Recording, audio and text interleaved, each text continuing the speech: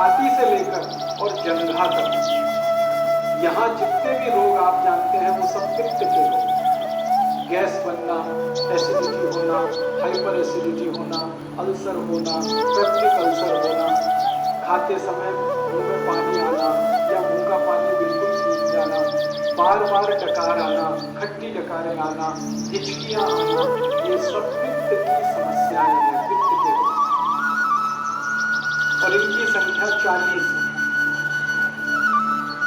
ये छाती से लेकर जंघा के बीच वाले इलाके के रोग हैं, सब पित्त के। किडनी खराब होना, लीवर खराब होना, किडनी में स्टोन होना, लीवर में सूजन होना, ये सब पित्त की समस्याएं हैं। और खराब रोगों के नाम बताऊं, जॉन्डिस होना, पीलिया होना, हेपेटाइटिस होना, ये सब पित्त के रोग हैं, पित्त की समस्याएं। कई तरह के बुखार, पित्त की समस्या है। अब आपको जिंदगी पर एक ही चीज ध्यान रखनी है कि वात, पित्त, कफ तीनों संतुलित रहे आपके, तो आप रोगी नहीं हो सकते। तो आपको करना क्या है? वात, पित्त, कफ तीनों को संतुलन रखने के लिए महर्षि वाग्भट के कुछ सूत्र याद रखें और याद रखिए उनको जीवन में पालन करना। पहला सूत्र है उनका, खाना खाने के बाद कभी भी पानी नहीं पीना। ये पहला सूत्र। खाना खाने के बाद कभी भी पानी नहीं पीना। सूत्र को उन्होंने लिखा है जिस तरह से वो मैं बताता हूँ। ये मैंने भाषांतर करके बोल दिया आपको, खाना खाने के बाद पानी नहीं पीना। महर्षि वाग्भट ने ऐसे नहीं लिखा, उन्होंने लिखा है भोजनांते विषम वारी, ऐसे लिखा। भोजनांते माने भोजन अंते, भोजन अंते माने भोजन के अंत में, विषम, विषम माने विष के जैसा, वारी, वारी माने पानी, भोजन के अंत में पानी विष के जैसा है, ये है। मतलब भोजन के अंत में पानी ना पिए, मैंने सरल कर दिया उसको। अब क्यों ना पिए? कारण उसका एक है कि हम जब खाना खाते हैं, खाना सारा पेट में इकट्ठा होता है, एक स्थान है उसको जठर कहते हैं। जठर स्थान पे खाना जब आता है तो अपन अपने आप अग्नि जलती है, उसको जठर अग्नि। खाना खाते ही पेट में अग्नि है, वो जठर अग्नि। अग्नि जलती है तो खाना पचता है, अग्नि नहीं जलती तो खाना नहीं पचता। तो आपने खाना खा लिया, पेट में अग्नि जली, अग्नि ने जैसे ही जलना शुरू किया आपने पानी पी लिया और खूब ठंडा पानी पी लिया, चिल्ड पानी, फ्रिज से निकाल के बोतल गटक ली। अब क्या होगा? अग्नि बुझ गई, अग्नि बुझ गई तो खाना नहीं पचेगा, तो खाना सड़ेगा और सड़ा हुआ खाना 103 बीमारियां पैदा करेगा। सबसे ज्यादा बीमारियां इसी में आती। इसलिए वाग्भट जी ने पहला सूत्र ये लिखा, भोजनांते विषम वारी, खाने के बाद पानी नहीं पीना। दूसरा नियम है, पानी जब भी पिए घूंट भर के पिए, सिप करके पिए। जैसे चाय पीते हैं, जैसे कॉफी पीते हैं, गर्म दूध पीते हैं, ऐसे पानी पिए। ऐसे कभी भी पानी ना पिए, गिलास लगाया और लगातार पिया, ये गलत तरीका है। पानी पीने का तरीका है, एक घूंट पिया, थोड़ी देर रुके, एक घूंट पिया, फिर रुके, फिर पिया, फिर रुके, ऐसे पानी पिया। इसका क्या लाभ है? मुंह में आप जानते हैं लार बनती है, ये लार जो है ना पेट के तेजाब को शांत रखती है। पेट का जो तेजाब है ना वो एसिडिक है विज्ञान की भाषा, और मुंह की लार जो है वो एल्कलाइन है, क्षारीय है। तो ये क्षार है, यहाँ अम्ल है, अम्ल और क्षार मिले तो एक दूसरे को न्यूट्रल करते हैं।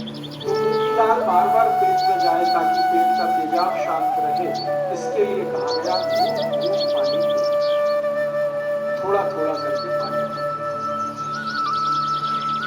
ठीक है। आयुर्वेद में कहा जाता है कि जिनके पेट का अम्ल शांत रहता है, तेजाब शांत रहती है, उनको जिंदगी में रोग नहीं आते। अम्लता अगर आपकी शांत है, एसिडिटी, कोई रोग आने की संभावना नहीं। दुनिया के सारे खराब रोग जैसे कैंसर, जैसे डायबिटीज, जैसे ब्लड प्रेशर बहुत तेज होकर हार्ट अटैक आना, ब्लड प्रेशर बहुत ज्यादा बढ़कर ब्रेन हेमरेज हो जाना, ब्लड प्रेशर बहुत ज्यादा बढ़कर पैरालिसिस हो जाना, ये सब खराब बीमारियां एसिडिटी से शुरू होती हैं। जब रक्त में एसिडिटी बढ़ती है तब ये बीमारियां अपने चरम पर पहुंचती हैं। लेकिन रक्त में एसिडिटी बढ़ती कहाँ से है? वो पेट से बढ़ती है। पेट में एसिडिटी कब बढ़ेगी? जब आप घूट-घूट पानी नहीं पिएंगे तो लार बार बार अंदर नहीं जाएगी, तो समस्या है। इसलिए आयुर्वेद में कहा गया पानी घूट-घूट पिए। तीसरा नियम है सवेरे सोकर उठें, सबसे पहले पानी पिए। वाम स्वामी जी का आपने सुना होगा व्याख्यान, तो उषा पान की बात वो करते हैं। उषा पान का मतलब यही है उठते ही पानी पीना। हालांकि उषा पान का सही अर्थ है सवेरे 4:30 बजे उठकर पानी पीना, क्योंकि उषा का वही समय है। अब दिल्ली वासियों के लिए मैं ये नहीं कह सकता कि वो सवेरे 4:30 बजे उठें, क्योंकि उनका 4:30 बजे उठना तब संभव है जब रात को 8 बजे सो जाए। 8 बजे दिल्ली में सोना तो स्वर्ग की बात है, कल्पना की बात, संभव नहीं। इसलिए मैं कहता हूँ जब उठें तो पहले पानी पिए। आपकी जब दिन हो जाए, जब सवेरा हो जाए, उठते ही पानी पिए, कम से कम 3 गिलास बिना प्यास के, घूट-घूट भर के। कोई कहेगा हमें प्यास नहीं लगती तो भी पी लेंगे, ये घूट-घूट भर के। इस पानी का फायदा, सबसे बड़ा फायदा इसका ये है, रात को आप सो गए, सोने के बाद मुंह में लार बनी, वो जमा है, घूट-घूट पानी पी लेंगे, सब लार नीचे चले जाएंगे। दूसरा फायदा, उठते ही आप पानी पिएंगे तो पानी सारा बड़ी आंत में जाएगा। बड़ी आंत में मल फंसा रहता है, लार्ज इंटेस्टाइन, तो मल को बाहर निकालेगा। जैसे ही पानी मल को निकालना शुरू करेगा, प्रेशर एकदम बनेगा आपको, आप तुरंत टॉयलेट में जाएंगे और 5 मिनट में फ्रेश होकर वापस। तो आपको मैं जो समझाना चाहता हूँ वो ये कि शरीर ठंडा मत होने दीजिए, इसको गर्म रखिए। तो ठंडा शरीर ना हो इसके लिए ठंडा पानी मत पीजिए, नहीं तो क्या होगा, ठंडा पानी बार बार पीते रहेंगे, शरीर में तकलीफें शुरू होंगी। उसकी सबसे बड़ी तकलीफ क्या होती है कि जब बहुत ठंडा पानी आप पी लेते हैं तो शरीर का जो पेट है वो पानी को गर्म करता है। पानी को गर्म करने में पेट को एनर्जी चाहिए, ऊर्जा चाहिए, और वो ऊर्जा ब्लड में से ही आ सकती है, खून में से आ सकती है, और खून को फिर सारे शरीर से पेट की तरफ दौड़ना पड़ेगा, तब पानी गर्म होगा। शरीर का सारा खून पेट में जाने लगे तो बाकी अंगों को खून की कमी पड़ जाएगी, और वो खून की कमी हमेशा के लिए कोई डैमेज कर जाएगी। इसलिए आयुर्वेद कहता है कभी भी ठंडा पानी गलती से भी ना हो। ठीक है, 4 नियम हो गए। 5वां नियम है हमेशा खाना खाएं तो चबा चबा कर खाएं। इतना चबाएं जितने आपके दांत आपके 32 हैं तो 32 बार चबाएं, ताकि अच्छे से लार मिलकर अंदर जाए और अच्छे से खाना पचे। इसके बाद 6वां नियम है कि खाना जब भी खाएं तो जमीन पर बैठ के खाएं। जमीन पर बैठने से क्या होता है, पृथ्वी का गुरुत्व बल हमारे पेट पर केंद्रित है। पेट की नाभि पर गुरुत्वाकर्षण होने से नाभि चार्ज है, नाभि के पड़ोस में जठर है, वो चार्ज है, जठर के चार्ज होने से अग्नि तेज होगी, खाना जल्दी पचेगा, इसलिए बैठते हैं। उसके आगे का 7वां नियम है दोपहर को जब आप खाना खाएं तो आराम जरूर करें, कम से कम 48 मिनट, क्योंकि दोपहर को खाना खाते ही हमारे शरीर का ब्लड प्रेशर बढ़ता है। एक तो सूरज की धूप होती है दोपहर को, और अंदर की गर्मी, दोनों मिलाकर ब्लड प्रेशर बढ़ता है।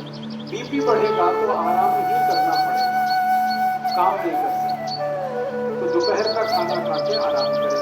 सबसे अच्छे आराम करने की मुद्रा होती है लेफ्ट साइड में लेटना, बाईं तरफ करवट लेके लेटना, इसको वाम कुक्षी कहते हैं। ज्यादा नहीं लेटना, फिर मोटापा आता है। 48 मिनट तक लेटना तो अच्छा है, उसमें नींद आ जाए तो ले लेना, ज्यादा लेंगे नींद तो फिर मोटापा, इसलिए ध्यान उसका रखें। इसके आगे का 8वां नियम है कि रात को खाना खाने के 2 घंटे तक आराम नहीं करना, 2 घंटे बाद ही करना। रात के खाने के बाद पैदल चलना बहुत जरूरी है, 1000 कदम। उसके बाद कुछ और काम करके फिर आराम करें 2 घंटे के बाद। क्योंकि रात को ब्लड प्रेशर कम होता है और कम ब्लड प्रेशर में आराम करना खतरनाक है। ऊंचे ब्लड प्रेशर में, हाई बीपी में काम करना खतरनाक है, लो बीपी में आराम करना खतरनाक है।